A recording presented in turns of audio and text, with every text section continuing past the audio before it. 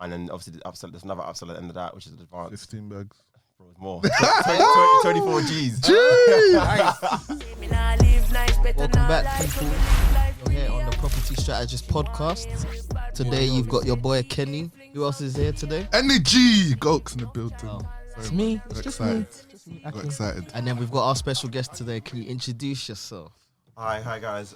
Today my name is Alfred Dzadey. I'm a property investor based in the Midlands. I don't know how you guys want to run this, but like. Now go for it. So tell us a bit about. Obviously, your name is Alfred. Yeah. Who are you? I guess. Yeah. All right, so I guess I can take it back a bit. So, I was brought up in Ghana. So I was born here, brought up in Ghana. Sorry. Yeah, so I lived in Ghana till I was at the age of 11. My grandma, and then I came here on holiday. I lived with my mum, and my mum asked the question, "Do you want to stay?" And I was like, "Yeah, why not?" I love the place. Obviously, coming from Ghana, coming to developed countries, seeing all these things, I'm like, "Yeah, this is mad. I want to be here." So, did secondary school here, went in sixth form, and obviously my strong sides were like maths, physics. So I had ambitions of becoming a pilot.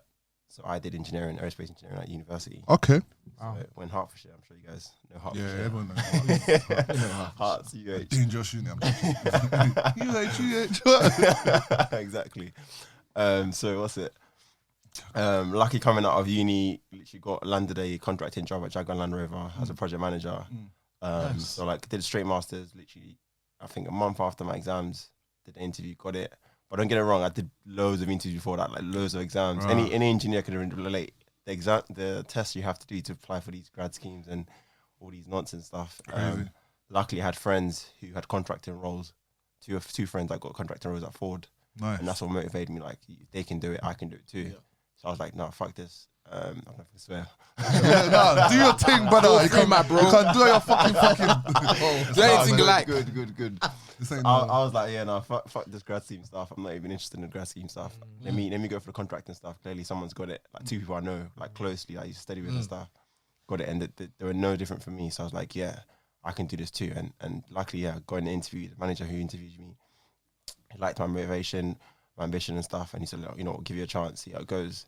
And yeah, it was there up to like COVID. So just come March. It was just under 5 years. Okay. Wow.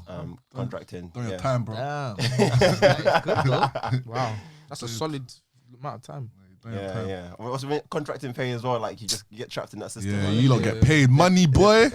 Money long. They pay you well to forget your dreams and stuff. So that's one thing I'd say. Don't get trapped in the system. Yeah, I remember the first time I met you. Actually, sorry, top of my head, I saw your car. I was like, this guy's car, yeah, all blacked out. I was like, yeah, I like that. So I know that contracting money long, boy.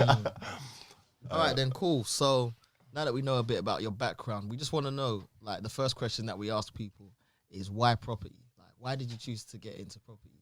And how? Things that are out there. Like, why property? And then how did you get into it too? Yeah. Property, like, I think I've always aspired to always own property because I know, like, successful people always seem to have property as part of their portfolio. So for me, that's what I always wanted to kind of get my hands in. At the time, I didn't know, like, this was like uni times. I always said, oh yeah, property like a retirement vehicle. Right. But I didn't really like think much of it at the time.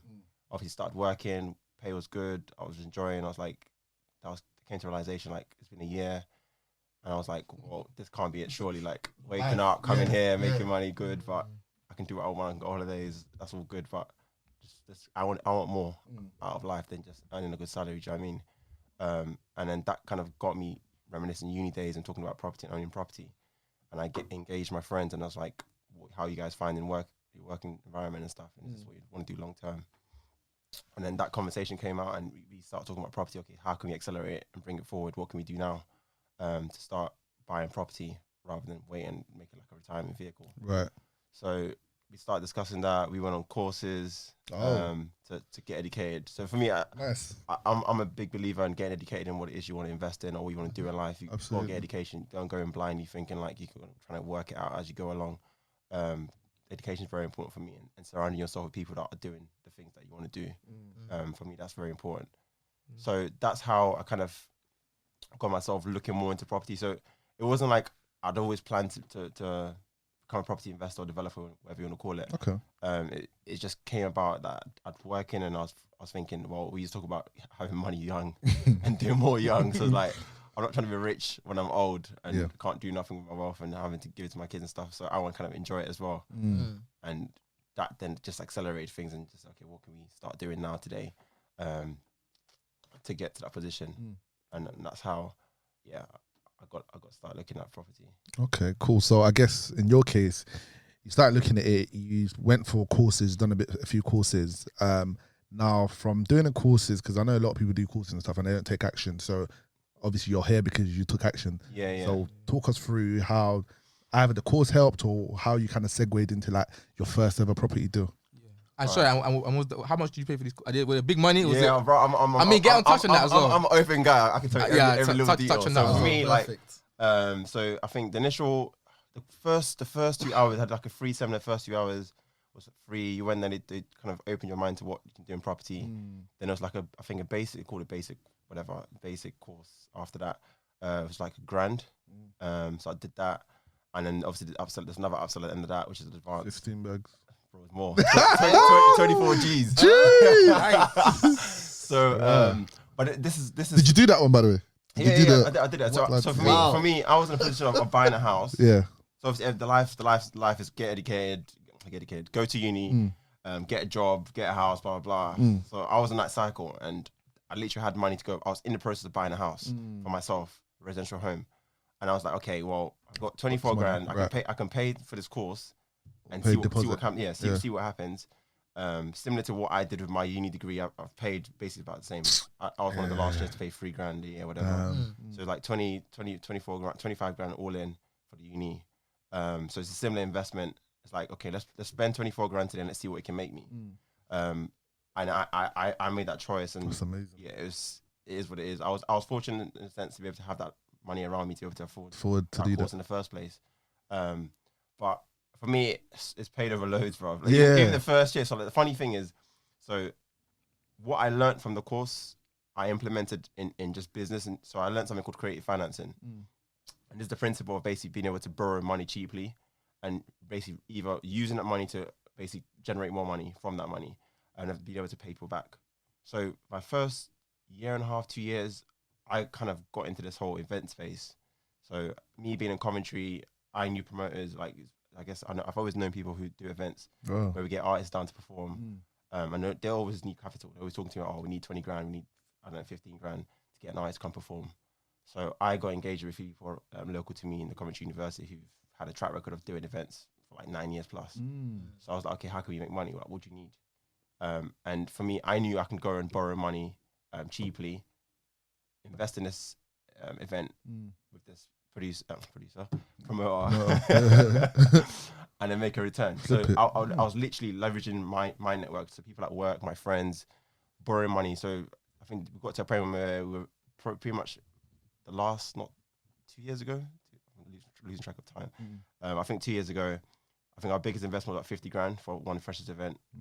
So like the entire freshers. That was Barfest, isn't it? No, Not Barfest. Which one is it? I was there. I was a young man once. So I wish I could put money into Barfest, but yeah, that was a good one as well. But no, this is all Coventry and Warwick University. So we know obviously freshers were coming up and we needed 50 grand. So I went and raised 50 grand from people that I work with, my friends who trust me. So again, the whole borrowing money thing comes down to people that know, like, and trust you.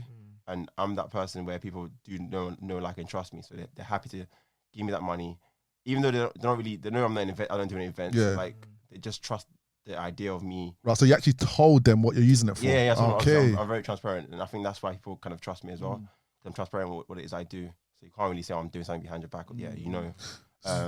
Were you offering them any returns, or what were you offering them? So nitty-gritty. What did you do? Let's get inside. Let's go there. So I was offering them basically like 1% a month.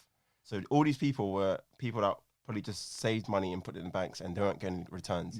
Returns are like 1% a year. So for me to come up to them and say, borrow me X amount of money for 1% a month for events, that's massive. That's 12% return a year. Okay. And they'll never see that from anywhere. It was like, yeah, no brainer, I'll do it. So literally, I started small investment, 10K, 15K, and then we grew from there to 50. then I got to the point, I was like, you know what, this is all good. We're making big chunks of money. So so events wise, we could invest 50 and turn it to 100.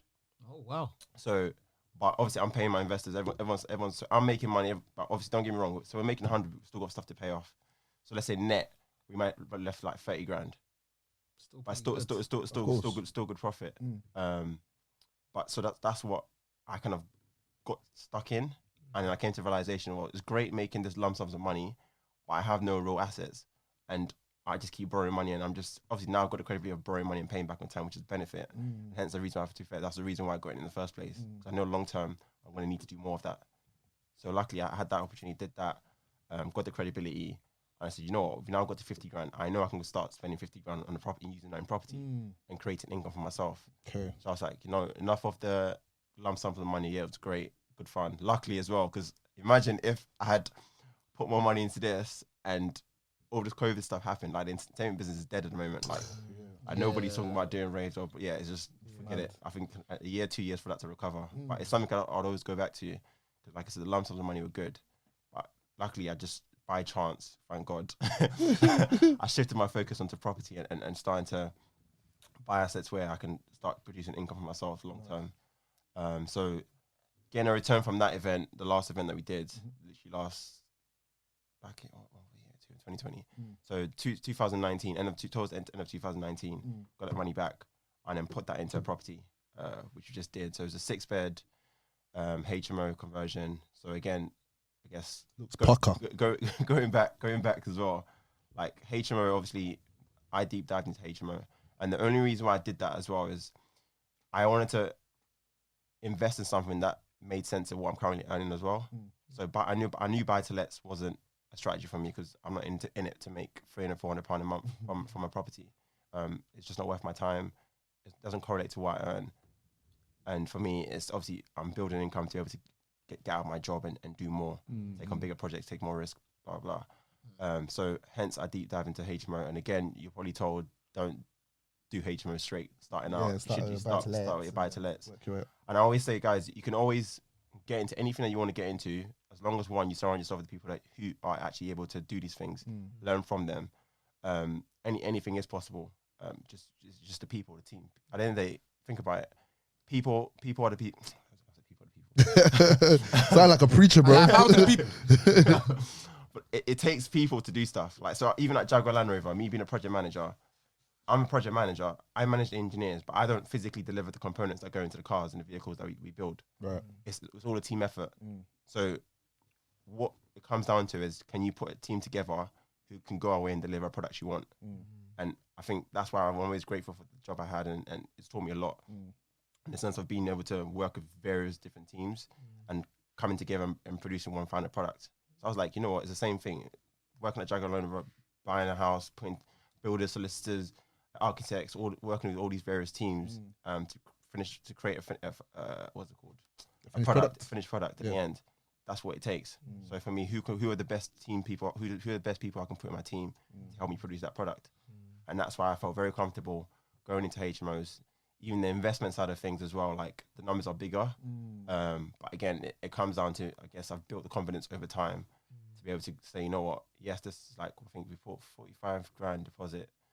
And then the refurb was like 90 grand-ish. No, we'll actually go more into that afterwards, because we're going to take a quick break and then we're going to go into your first like deal, what you're doing now. And go on from there, innit? But I think like some things that we've picked up is this hustle gene. You know what I mean? Everyone's got this hustler gene in them. Do you know what I'm saying? You have to.